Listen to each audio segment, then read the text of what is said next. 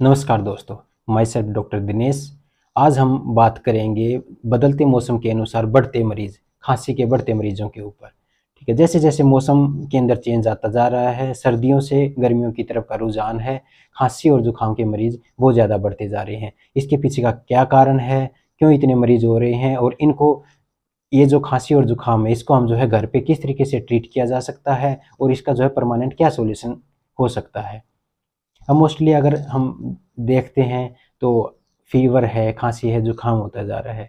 इसके दौर इसमें जो है पैरास्टामोल की टेबलेट्स हैं या और भी एंटी इन्फ्लामेटरी एनाल्जेसिक ली जाती हैं, और कफ सिरप जो है भर भरपूर मात्रा में यूज किए जा रहे हैं। फिर भी उसके बाद भी जो है खांसी और जुकाम एज इट इज़ के एज इट इज़ हैं, बढ़ते ही जा रहे हैं। एक घर में 5-5, 10-10 मरीज जो है खांसी के हो गए हैं। रोज़ अखबारों में हम देखते हैं, कोई कहता है कि इन्फ्लुएंजा है, कोई कहता है कि कोरोना का अल्टरनेट है ये। तो इस तरीके से ये इतनी सारी समस्याएं हैं, इनका जो है सॉल्यूशन आज हम जो इस वीडियो के अंदर आपको देंगे। खांसी के पीछे का मेन रीज़न क्या है, हमारा आयुर्वेद क्या कहता है? हमारा आयुर्वेद कहता है कि सर्दियों के अंदर जो कफ का जो संचय हुआ है, वो जैसे ही बसंत ऋतु आती है, सूर्य की किरणों की जो इंटेंसिटी है वो बढ़ जाती है। उससे जो हमारे बॉडी के अंदर जो फैट है, म्यूकस है, जो कफ है, वो पिघलना स्टार्ट हो जाता है। जो कफ का जो मेन स्थान होता है वो रेस्पिरेटरी का होता है, लंग्स का होता है। और लंग्स से जो जुड़ी समस्याएं जैसे खांसी है, जुकाम है, गले में खराश का होना है, ठीक है, छींक आना, ये आम समस्या है। तो ये जैसे ही कफ पिघलता है तो ये समस्याएं बढ़ जाती हैं। तो इसके लिए हमें जो है क्या समाधान करना चाहिए, 3 पार्ट के अंदर जो है इस वीडियो के अंदर बात करेंगे। पहले पार्ट के अंदर हम बात करेंगे कि हमें आहार के अंदर क्या लेना चाहिए। दूसरे पार्ट के अंदर हम बात करेंगे हमारी दिनचर्या कैसी होनी चाहिए। उसके अंदर जो हम जो है मोस्टली जो है एक्सरसाइज, किस तरीके की एक्सरसाइज करनी चाहिए, उसमें प्राणायाम और आसन के ऊपर बात करेंगे। तीसरी वीडियो के अंदर हम जो है जो समस्याएं हैं बसंत ऋतु की, जैसे खांसी है, जुकाम है, गले की खराश है, या जो टायर्डनेस जो अब फील हो रही है, या पेट की जो जुड़ी समस्याएं हैं, और कुछ जो स्किन्स की समस्याएं हैं, उनके ऊपर कौन कौन सी मेडिसिन काम कर सकती हैं, कौन सी ऐसी हर्ब्स हैं जो हमारे जो है भोजन के अंदर या जो हमारे मसालों के अंदर है जो हम यूज कर सकते हैं, और उसको पूरा एक तरीके से बताएंगे। और लास्ट में हम एक ऐसा फार्मूला आपको दे के जाएंगे कि जिससे जो है आप इजीली खांसी जुकाम से छुटकारा पा सकते हैं। डेली डेली के जो इतने सिरप्स हम जो यूज़ कर रहे हैं खांसी के, उनसे जो रत्ती भर का भी हमारे जो है शरीर के ऊपर इफेक्ट नहीं पड़ रहा खांसी के अंदर। तो हम आपको लास्ट में जाते जाते एक ऐसा नुस्खा दे के जाएंगे जिससे आपकी खांसी जो है 1 या 2 डोज में ही जड़ से खत्म हो जाएगी। पहला स्टेप है। इस स्टेप के अंदर जो है मोस्टली हम भोजन के ऊपर बात करेंगे कि हमें क्या खाना है, क्या नहीं खाना है। सबसे पहले बात करेंगे हम खाना क्या क्या है। हमें इसके अंदर जो है लघु भोजन खाना है। लघु भोजन के अंदर जैसे गेहूँ, जौ और चावल है। इसकी जो है हम रोटी ले सकते, फुल्का ले सकते हैं, या ब्रेड जो है हम यूज़ कर सकते हैं। अगर सब्जियों के अंदर हम बात करेंगे तो इसके अंदर जो है घिया है, अपना पेठा है, मूंग की दाल है, ठीक है, गाजर है, ये जो है सब्जियां यूज़ करेंगे। कोशिश करें कि जो आलू है, बैंगन है, मटर है, गोभी है, इनकी सब्जियों का कम यूज़ करें। पानी सबसे ज़रूरी है। पानी इस ऋतु के अंदर पानी को किस तरीके से पीना है, कैसा पानी पीना है, उसके ऊपर बात करेंगे।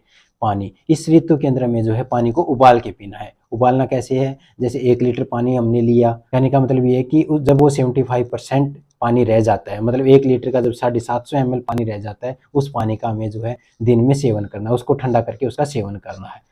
एक सबसे अच्छा बसंत ऋतु के अंदर यूज होने वाली चीज़ है, वो है मधु, शहद।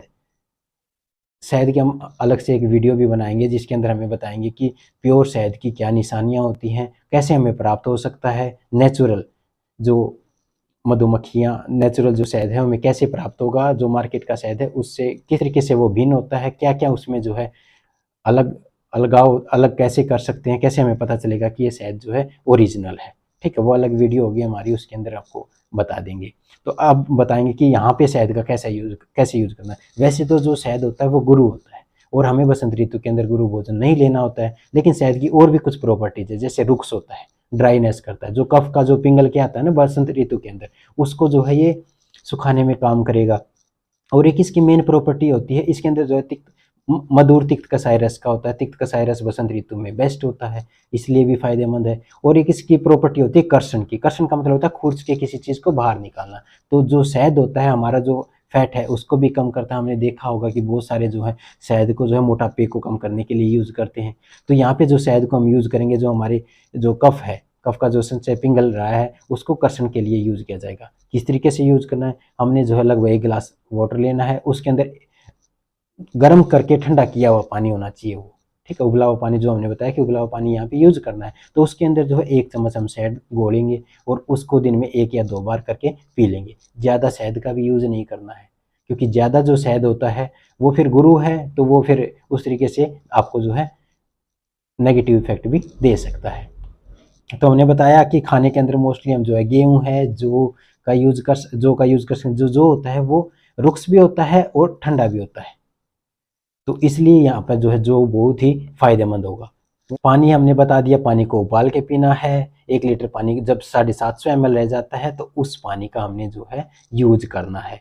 शहद को कैसे लेना है, गर्म शहद को कभी भी गर्म करके नहीं लेना है। ये जितने यूट्यूब पे हम देखते हैं कि गर्म पानी के अंदर शहद घोलते हैं, वो जो है आपको बहुत ही ज़्यादा नुकसान दे सकता है। आयुर्वेद कभी भी नहीं कहता कि शहद को गर्म करो या गर्म पानी के साथ मिला के पियो, ये आयुर्वेद में कहीं नहीं लिखा है। ये अपने आप से बनाई हुई यूट्यूब के अंदर जो है पतला होने के लिए नुस्खे बताते हैं, उनसे बचो।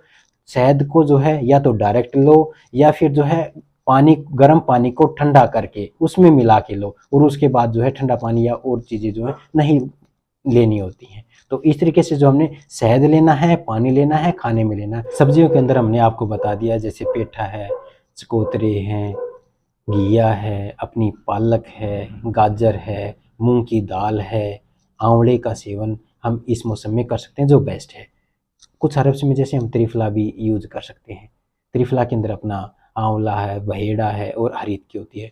हरीत की तो ये मानो कि इस मौसम में सबसे बेस्ट है, जो पेट की समस्याओं में जो है फायदेमंद रहेगी। तो ये तो था हमारा शॉर्ट में कि हमें क्या खाना है, ठीक है। अब क्या नहीं खाना है, हमें जो गुरु भोजन है, गुरु भोजन के अंदर हमारे क्या आता है, जैसे दही है, खीर है और दूध से बनी हुई मिठाइयाँ हैं, जैसे खोआ है या बर्फियाँ वगैरह हैं, या और भी जो है लड्डू वगैरह बना रखे हैं, वो नहीं खाना है, ठीक है। दही का स्पेशली ध्यान रखना कि दही इस मौसम में नहीं लेनी है, वो फिर जो है कफ को बढ़ा देगी और कफ के बढ़ने से फिर जो है समस्या बढ़ जाएगी।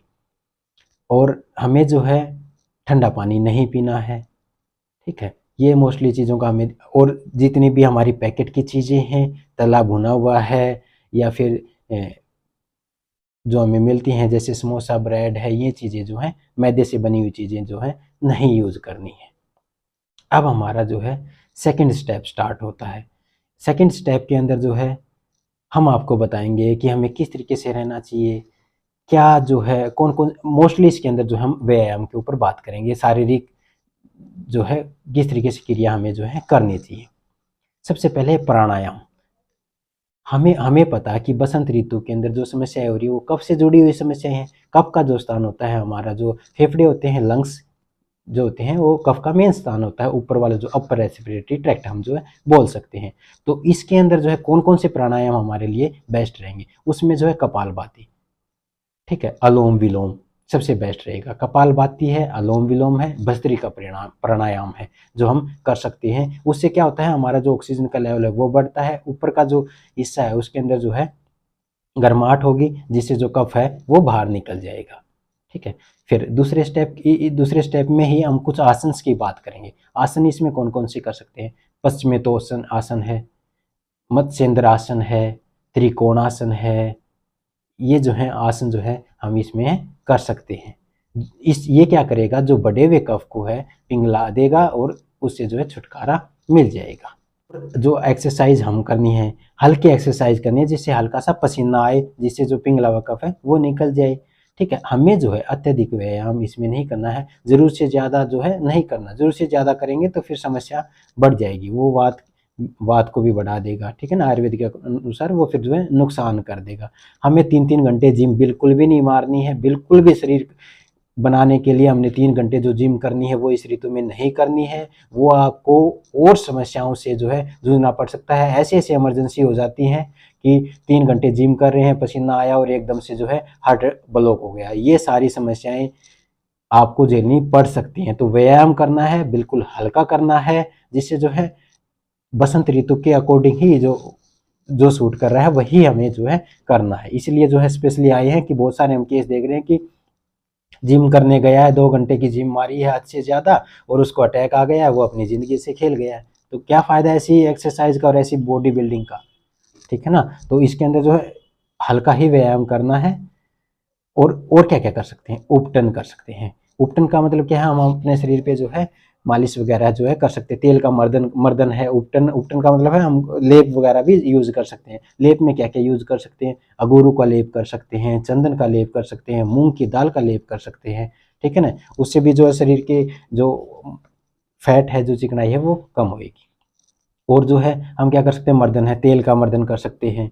अब क्या क्या कर जो जरूरी है, एक सिरो अभ्यंग जरूरी है, जिससे वात और पित्त जो सिरो अभ्यंग सिर पे जो मालिश करेंगे उससे जो वात और पित्त है वो बैलेंस होएगा। अपने जो पैर के तलवे हैं उनके ऊपर मर्दन करना, जिससे आंखों की जो दृष्टि है वो अच्छी होएगी, ठीक है ना। तो ये हमारा जो है सेकेंड स्टेप था। अब बात करेंगे हम थर्ड स्टेप की।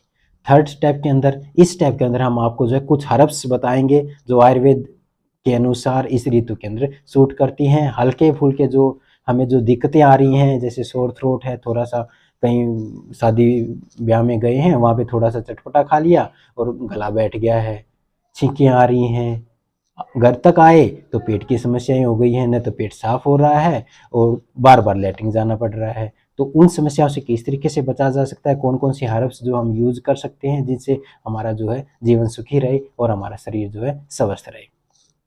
सबसे पहले बात करेंगे हम हरिद्रा की। हल्दी। हल्दी एक तरीके से नेचुरल एंटीबायोटिक्स है, जो हमारे शरीर के अंदर जो कफ का जो संचय है उसको पिघलाने में काम करती है और हमारी जो इम्यूनिटी है उसको स्ट्रॉन्ग रखती है, ठीक है। फिर हम कुछ जैसे और हैं, जैसे आ जाएंगे अपने जीरा है, जीरा का यूज कर सकते हैं। धनिया है, धनिया भी सही रहता है इस मौसम में।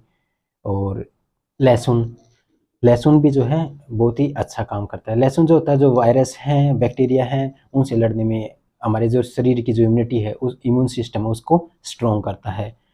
और सूंठी का यूज कर सकते हैं। सूंठी किसको बोलते हैं, अदरक का जो सूखा पार्ट होता है उसको सूखी बोलते हैं, सूंठी बोलते हैं। सूंठी का किस तरीके से यूज कर सकते हैं, जो हमने बताया था ना पहले स्टेप के अंदर, जो बॉइल्ड वाटर यूज किया है उसके अंदर जो हम थोड़ी सी सूंठी डाल के उस पानी का यूज कर सकते हैं। तो हमारी जो कफ की समस्या है वो मिट जाएगी, जो गले की खराश है वो भी कम होएगी और वो भी कम होएगी। मुलेठी को भी यूज कर सकते हैं, चूसा भी जा सकता है या पाउडर का भी जो है यूज किया जा सकता है गले के लिए, गले की खराश में बेस्ट होती है। धनिया हमने क्या क्या बता दिया, धनिया बता दिया, हल्दी बता दी, जीरा बता दिया, सूंठी हमने बता दिया है इसके अंदर, ठीक है। मुलेठी हमने जो है बताया है जो यूज कर सकते हैं। लो, हाँ, सबसे अच्छी बात है मसालों में क्या क्या लेंगे। धनिया मसाले में आ गया है मिर्च, ना तो लाल मिर्च लो ना हरी मिर्च लो, काली मिर्च का यूज करो। काली मिर्च बहुत ही अच्छी है, ठीक है। वो न तो इतनी तिक्त है, मतलब तीखी है, न न वो जो है कफ के हिसाब से बहुत ही अच्छी है। तो जो काली मिर्च का है हम यूज कर सकते हैं, लौंग का यूज कर सकते हैं। हाँ, ये एक समस्या जो सबसे बड़ी लगती है मुझे, वो लगती है एक चाय और कॉफी। ये वेस्टर्न कल्चर का जो पेय पदार्थ है वो हमारे हिंदू कल्चर में किसी तरीके से सूट नहीं हो रहा है। आयुर्वेद के अकॉर्डिंग ये जो मिक्सर है वो बिल्कुल ही, मतलब बिल्कुल न सूट होने वाला मिक्सर है, ठीक है। जो कॉफ़ी होती है वो हमारे शरीर के अंदर जो है पित्त को एग्रावेट कर देती है, चाय है वो वात को एग्रावेट कर देती है। तो स्पेशली आपको बताया जा रहा है कि इस ऋतु के अंदर, बसंत ऋतु के अंदर, ये दोनों पेय पदार्थ आपको नुकसान कर सकते हैं, ठीक है। तो अपने ट्रेडिशन के अंदर, अपने आयुर्वेद, इसके हिंदू ट्रेडिशन के अंदर जो है ये बिल्कुल भी आपको जो है सूट नहीं करेंगे, तो इनसे बचाओ तो बहुत ही अच्छा है। हमने इस वीडियो के अंदर जो है बसंत ऋतु के बारे में बताया, बसंत ऋतु के अंदर कौन कौन सी समस्याएं होती हैं उनके बारे में बताया। फिर हमने इसमें जो है 3 पार्ट के अंदर बताया है कि पहले पार्ट में बताया आहार क्या क्या लेना है क्या नहीं लेना है, दूसरे पार्ट में बताया कि किस तरीके से दिनचर्या होनी चाहिए, उसमें स्पेशली जो है व्यायाम के ऊपर बताया गया है। तीसरी वीडियो के अंदर हमने कुछ हर्ब्स के बारे में बताया है जो हम जो है यूज कर सकते हैं, ठीक है। अब आपको इनमें से कौन सा पार्ट अच्छा लगा है हमें कमेंट करके बताएं, और कौन से टॉपिक के ऊपर वीडियो बनानी चाहिए वो भी कमेंट के अंदर बताएं। और अगली नेक्स्ट वीडियो के अंदर हम आपको वो फार्मूला देंगे जिससे जो खांसी जो 1 या 2 महीने से जो खांसी से जूझते आ रहे पेशेंट हैं, बहुत सारी मेडिसिन जिन्होंने यूज़ कर ली हैं, बहुत सारे कफ सिरप्स जो एलोपैथी वाले यूज़ किए हैं, फिर भी खांसी जो है टस से मस नहीं हुई है, तो हम ऐसा आपको फार्मूला देंगे जिससे आपकी खांसी जड़ से ख़त्म हो जाएगी। ठीक है, वो नेक्स्ट वीडियो में जो है आपको जो फार्मूला पूरा बताया जाएगा। ठीक है, धन्यवाद।